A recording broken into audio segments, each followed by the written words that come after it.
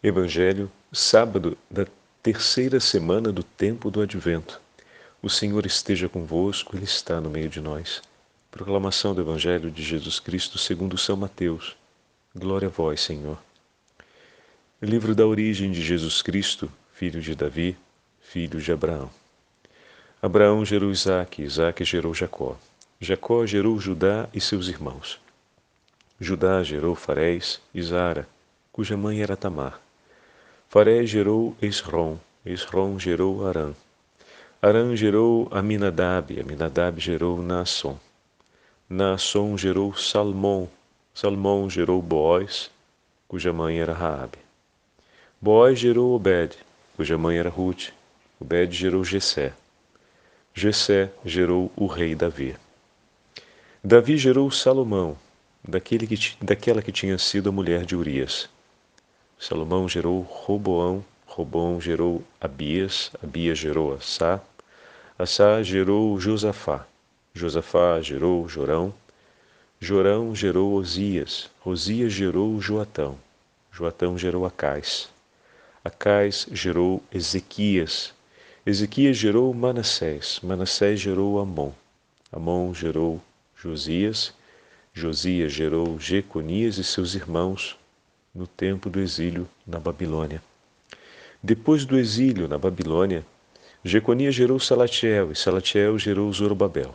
Zorobabel gerou Abiúde, Abiúde gerou Eliaquim. Eliaquim gerou Azor, Azor gerou Sadoc, Sadoc gerou Aquim. Aquim gerou Eliúde, Eliúde gerou Eleazar. Eleazar gerou Matã, Matã gerou Jacó. Jacó gerou José, o esposo de Maria, da qual nasceu Jesus, que é chamado Cristo.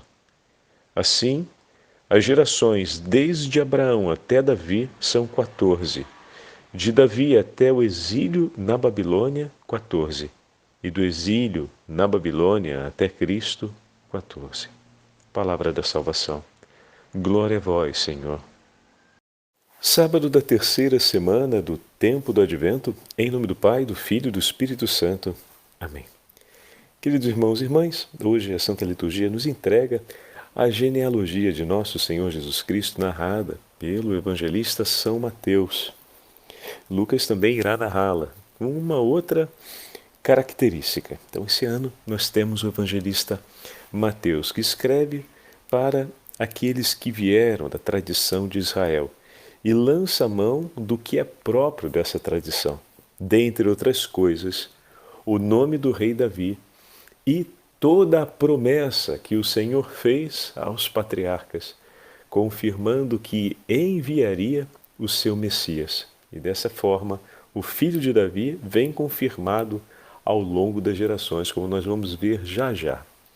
Então hoje eu queria aproveitar para trabalhar com vocês, lendo das cartas de São Leão Magno, Papa, o texto sobre o mistério de nossa reconciliação, onde o Santo Padre, o Papa Leão Magno, no V século, vai fazer referência a esse texto de São Mateus. E durante a leitura a gente vai fazendo então as intervenções. De nada serve afirmar que nosso Senhor, Filho da Virgem Maria, é verdadeiro e perfeito homem, se não se acredita que ele também pertença a essa descendência proclamada no Evangelho. Então o Santo Padre já começa colocando esse elemento, né?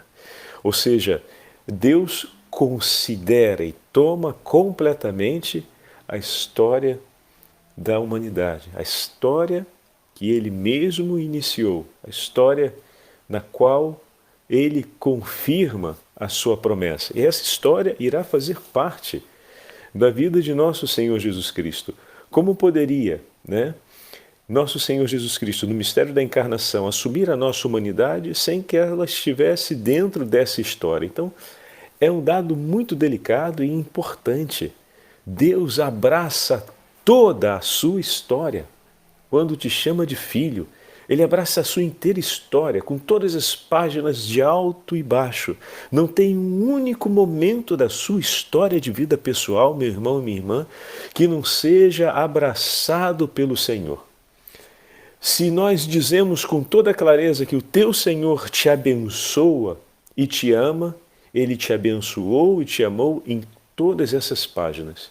E se a sua bênção hoje, para ti, é uma bênção que reflete a sua misericórdia, por exemplo, no sacramento da reconciliação, ou, por exemplo, na participação à Santa Eucaristia, essa bênção se derrama sobre toda a sua história.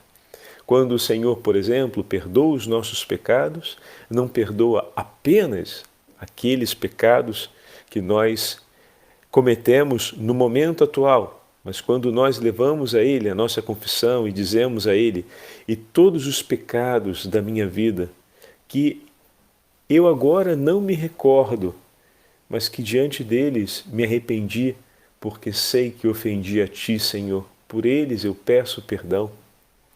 O Senhor lhe concede a graça desse perdão, porque na sua infinita misericórdia Ele nos cura por inteiro, porque na sua infinita misericórdia Ele derrama a sua bênção sobre todas as páginas da nossa vida. Escreve São Mateus, continua São Leão Magno, escreve São Mateus, livro da origem de Jesus Cristo, filho de Davi, filho de Abraão. E a seguir apresenta a série de gerações, desde os primórdios da humanidade até São José, com quem estava desposada a Santa Mãe do Senhor. Então, se nós repararmos na conclusão do Evangelho de hoje, Mateus faz a referência dizendo que foram 14 gerações de Abraão até o rei Davi. Deixa o padre pegar aqui o texto, que aí eu falo para vocês certinho. Assim as gerações desde Abraão até Davi foram 14. De Davi até o exílio na Babilônia, 14. E do exílio da Babilônia até Jesus, outras 14.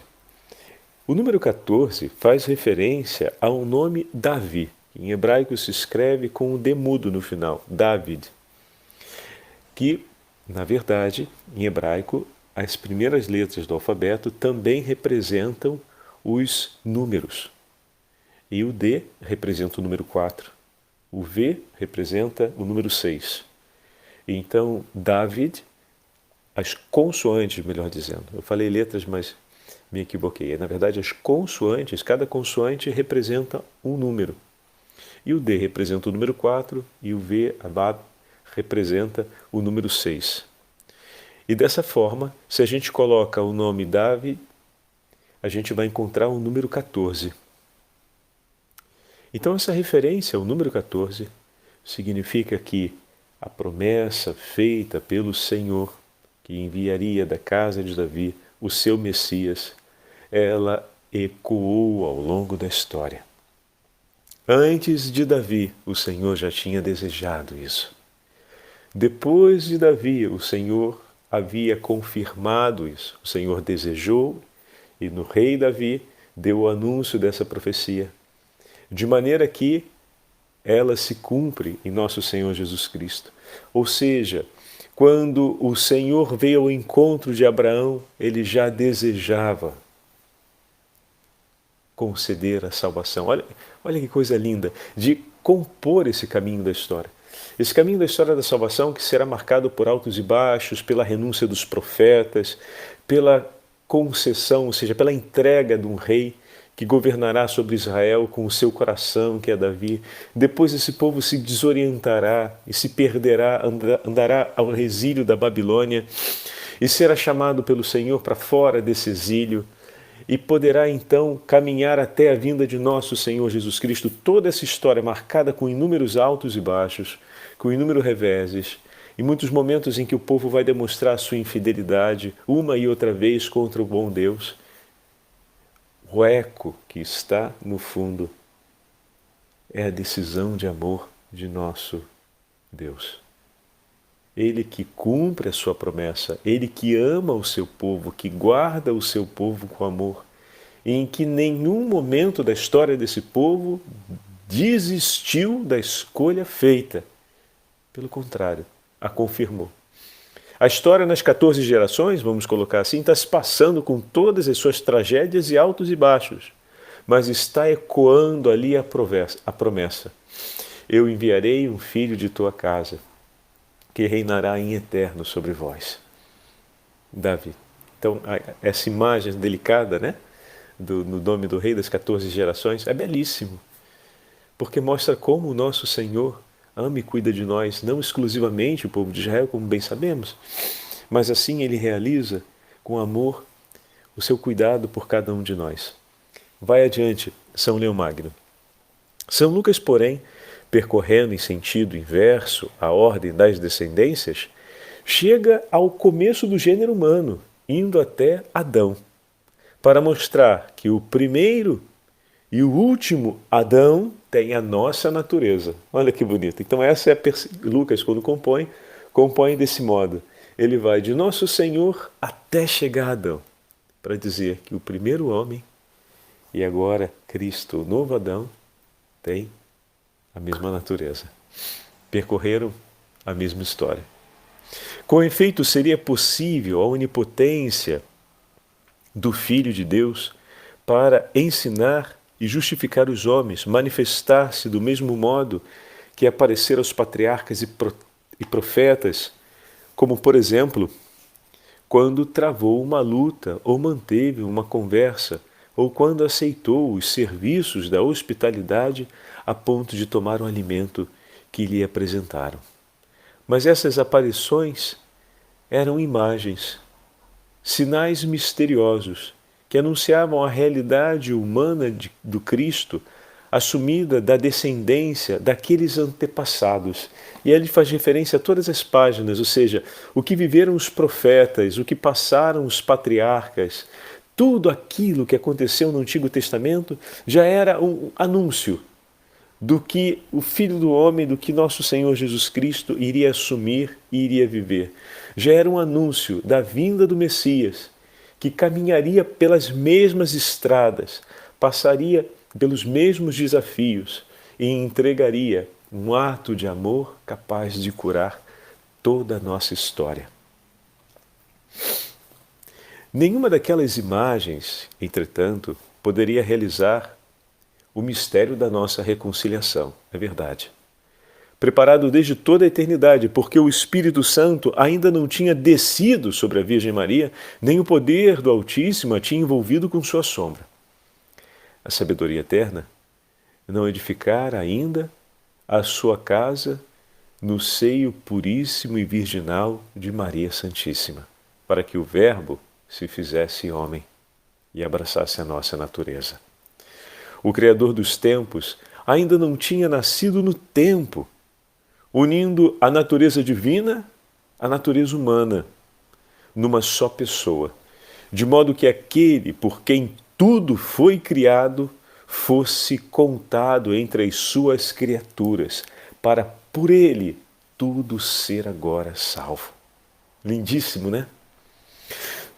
Se o homem novo, revestido de uma carne semelhante ao do pecado, afirma São Paulo, Romanos capítulo 8, não tivesse assumido a nossa condição humana em sua totalidade, exceto o pecado, se ele, consubstancial ao Pai, não se tivesse dignado ser também consubstancial à sua puríssima mãe, e unir-se a si nossa natureza, com exceção do pecado, a humanidade teria permanecido ainda cativa sob o jugo do demônio. E não poderíamos nos beneficiar do triunfo do vencedor, se essa vitória fosse obtida numa natureza diferente da nossa ou em uma natureza marcada pelo pecado. Olha que lindo! Olha como o Santo Padre com clareza vai escrevendo para a gente a escolha soberana de Deus e o mistério, vai descrevendo para a gente o mistério da encarnação. E ele continua. Então, dessa admirável união, a natureza humana e a natureza divina, brilhou para nós o sacramento da regeneração, para que renascêssemos espiritualmente pelo mesmo Espírito, por quem o Cristo foi concebido no seio virginal de Maria e nasceu no tempo e na história. Por isso, diz o evangelista, referindo-se aos que creem, Estes não nasceram do sangue, nem da vontade da carne, nem da vontade do homem, mas nasceram de Deus mesmo. E assim todo aquele que recebe o batismo e se une a Cristo, renasce, nascendo do Espírito Santo. Que lindo, meus irmãos! Que alegria para todos nós poder celebrarmos essa verdade de que o Senhor abraçou a nossa história. Ele abraça a nossa vida. Ele abraça tudo o que pertence à experiência humana. Antes de você nascer, Ele abraçou a história de sua família, de seus antepassados. Ele cuidou para que você pudesse chegar até Ele, chegando até a sua família desde quando ela passou a existir. Teu Deus jamais te abandonou. E Ele nunca pensou somente em você.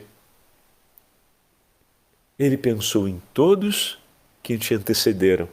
E se fez com amor isso, te asseguro uma coisa: pensará e pensa a todos os que te sucederão. Por isso não tenha medo de levar adiante a sua família. Não tenha medo de caminhar em meio às intempéries desse mundo, dessa vida, desse tempo. Siga a história de cabeça erguida, porque o teu Senhor caminha contigo. Ele zela onde nós não podemos zelar. Ele está onde nós não podemos estar. Nas páginas que esperam a história no nosso futuro. Ele lá está, porque a Ele pertence. E Ele está por nós. E estará conosco ao tempo justo. E estará por aqueles que virão depois de nós. Por isso, nessa novena de Natal, consagra teus filhos a Ele, a história de teus filhos a Ele. Agradece a Ele a consagração da tua história, porque para chegar até o dia de hoje, o teu Senhor foi por ti e contigo. Ergue uma ação de graças a Ele por isso e consagra a tua casa e o futuro da tua família ao teu Senhor. Entrega a Ele e declara com toda a liberdade do teu coração: a ti pertence, Senhor, a minha família e a minha história. Eu entrego em tuas mãos meus filhos, a minha descendência, tudo que me foi confiado, tudo que tenho sob responsabilidade, porque tudo pertence a ti e será teu, agora e por todos os séculos dos séculos. Amém. O Senhor esteja convosco, Ele está no meio de nós. Pela intercessão da Beatíssima Virgem Maria e pela intercessão de São Mateus e de São Leão Magno, abençoe-vos o Deus Todo-Poderoso, Pai, Filho e Espírito Santo. Amém.